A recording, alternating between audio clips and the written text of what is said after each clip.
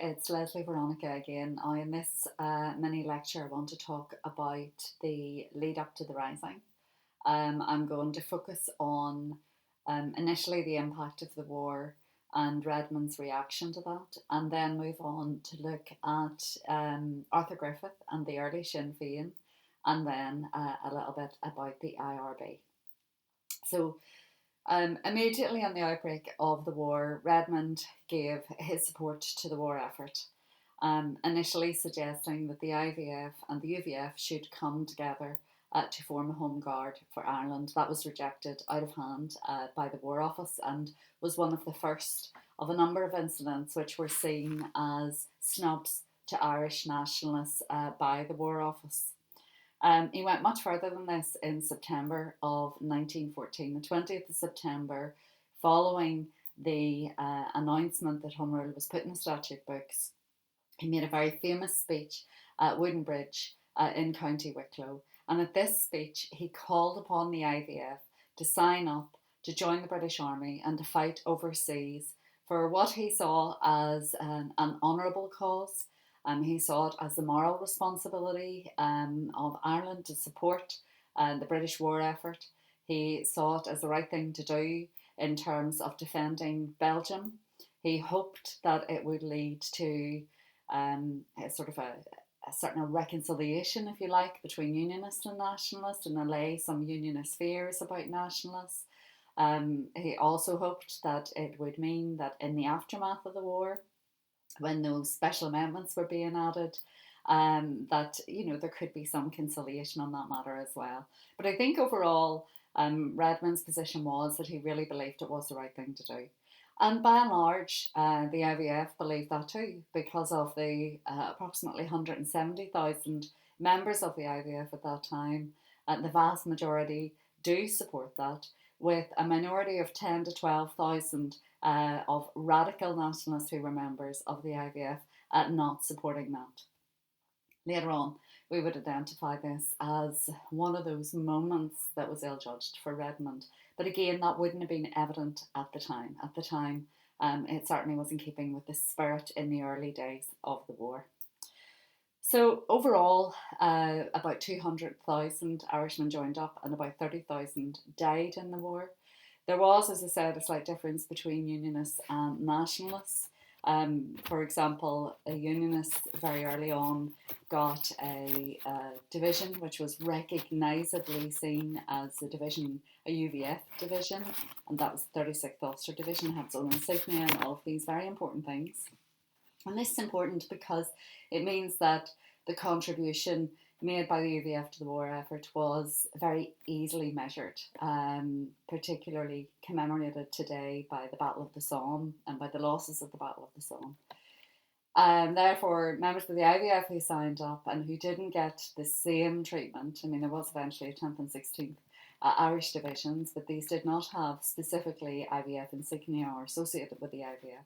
It meant that Irishmen who fought in the First World War were scattered throughout numerous divisions, and therefore their losses were less measurable and didn't have that same impact, historically speaking.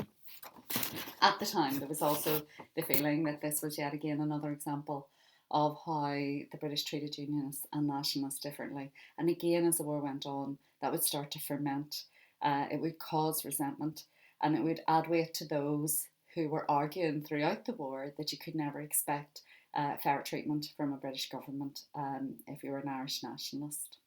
In 1915, the British government formed a wartime coalition government, and Redmond was offered a place on the cabinet, but in keeping with the constitution of the Irish Parliamentary Party, dating back to the Parnell split, he refused that.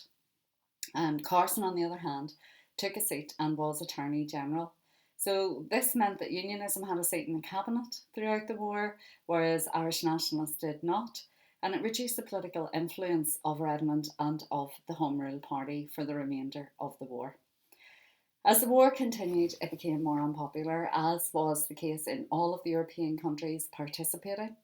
Recruitment slowed down, and Redmond's early support for the war came back really to work against him. The war afforded radical nationalists the opportunity that they had been looking for rebellion, and in particularly the Irish Republican Brotherhood, who we will talk about later on. In Ireland, as elsewhere in Europe, the First World War was to have major political and constitutional consequences, which would eventually result, of course, in Ireland in the foundation of a new form of government and ultimately the erosion of the IPP.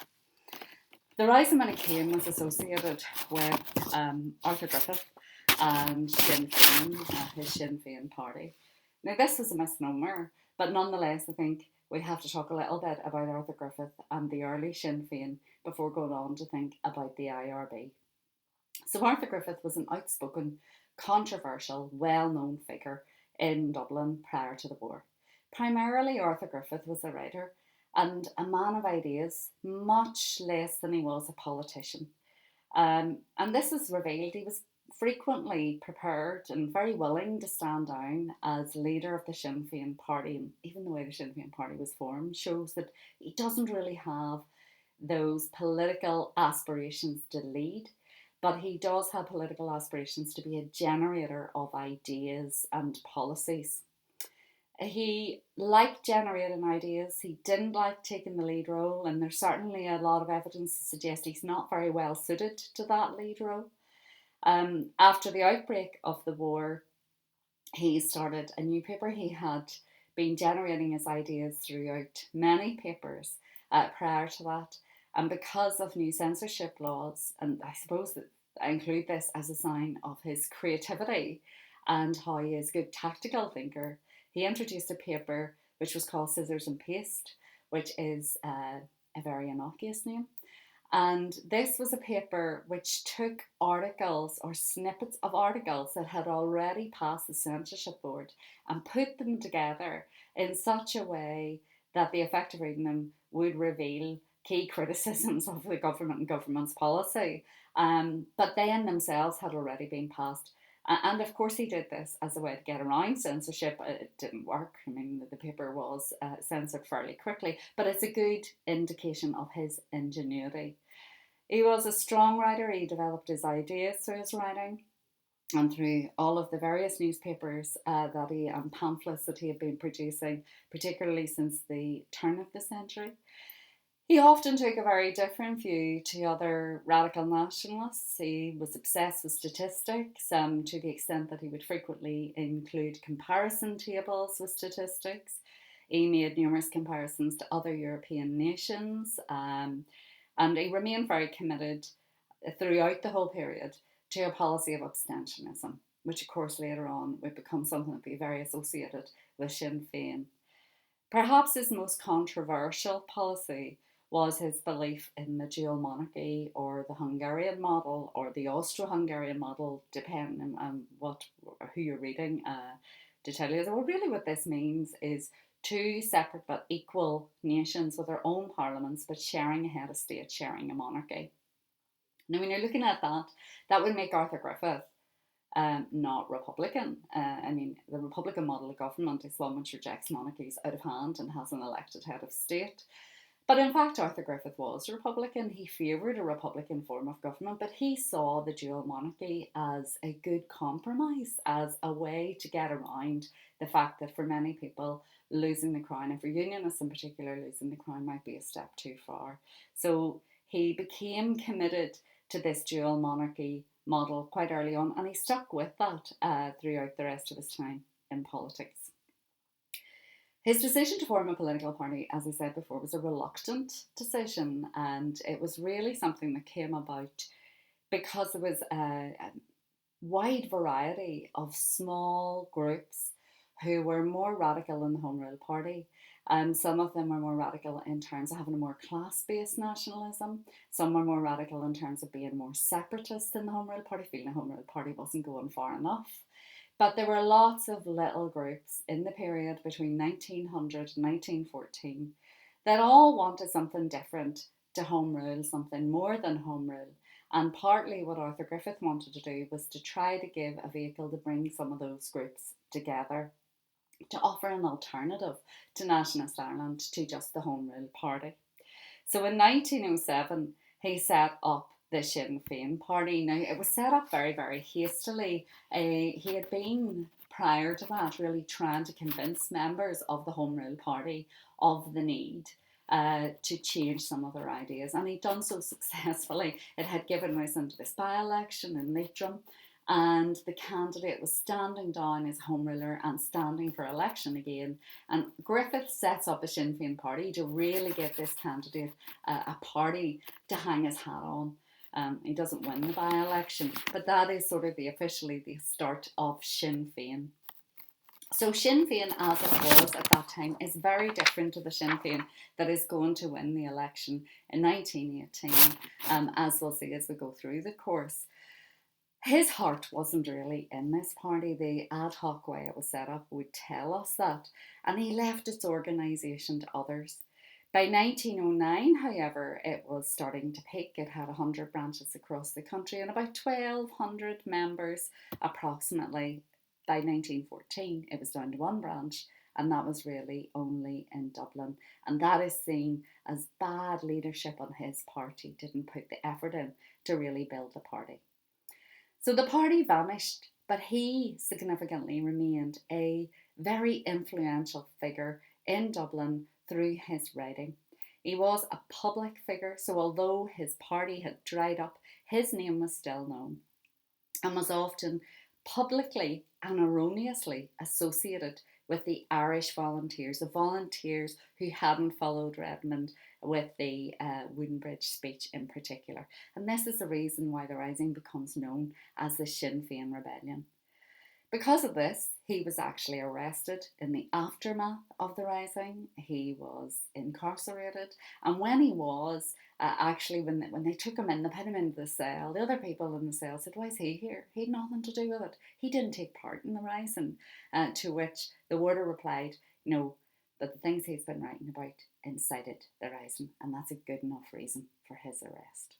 So Arthur Griffith, who will become a very significant figure as time goes on, really up until the rising, is a man of ideas. He has been agitating for a different form of nationalism, but he was not actively involved in the rising at all, and he was not particularly keen on political leadership himself.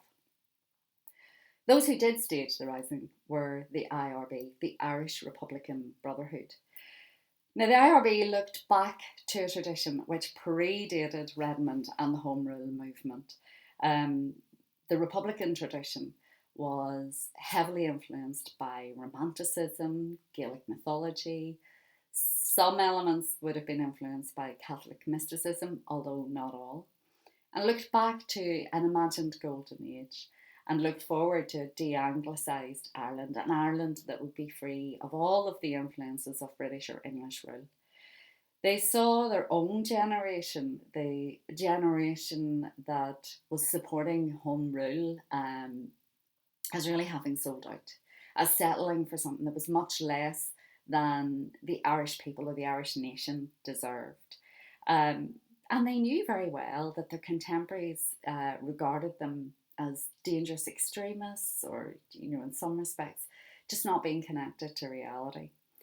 They had a glorified image of Ireland, very much informed by Gaelic mythology, and very heavily influenced. The revival of the IRB is heavily influenced by the revival that went on around the turn of the 19th century in Gaelic mythology, Gaelic language, Gaelic sports. That whole cultural nationalism was really important in giving them a vehicle to spread their ideas, but also in just giving them some of that background to tap into an idea of something unique about being Irish, and not just unique in some elements as being superior.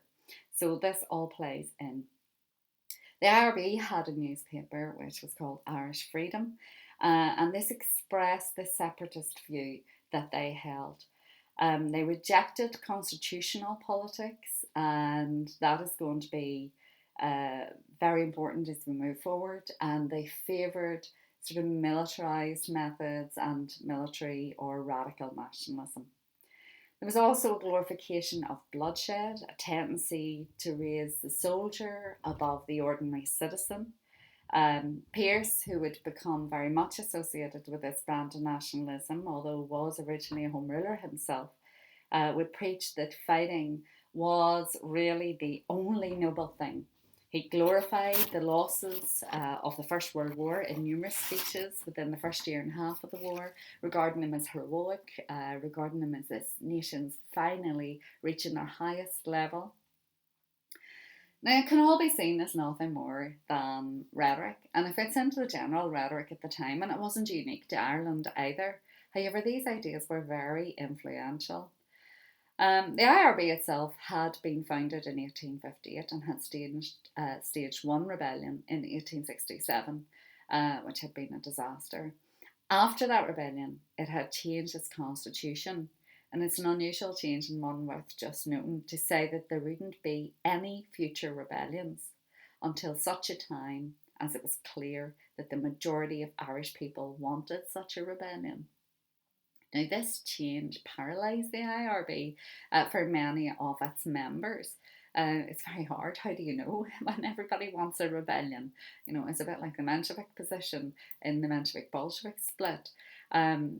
However, this was a significant issue for a number of years after the rebellion, and the IRB do go into serious decline. Another reason for the decline, of course, is the very successful infiltration of the IRB by a system of British informers. It continued to be funded by supporters in the United States, but by 1910 it was really an organisation of very little consequence. To the extent that, in fact, one of the first acts of the Liberal government when they took power in 1906 was to stop funding secret surveillance of the IRB because it was deemed to be of such a low risk. Ironically, it was precisely at that time that the IRB was starting to build up again through the activities of people like Tom Clark, aided by the recent Gaelic revival that we were talking about. And of course, once the war actually broke out, the IRB would really very quickly move to act upon this slogan of England's difficulty is Ireland's opportunity, and start organising for a rising nearly immediately.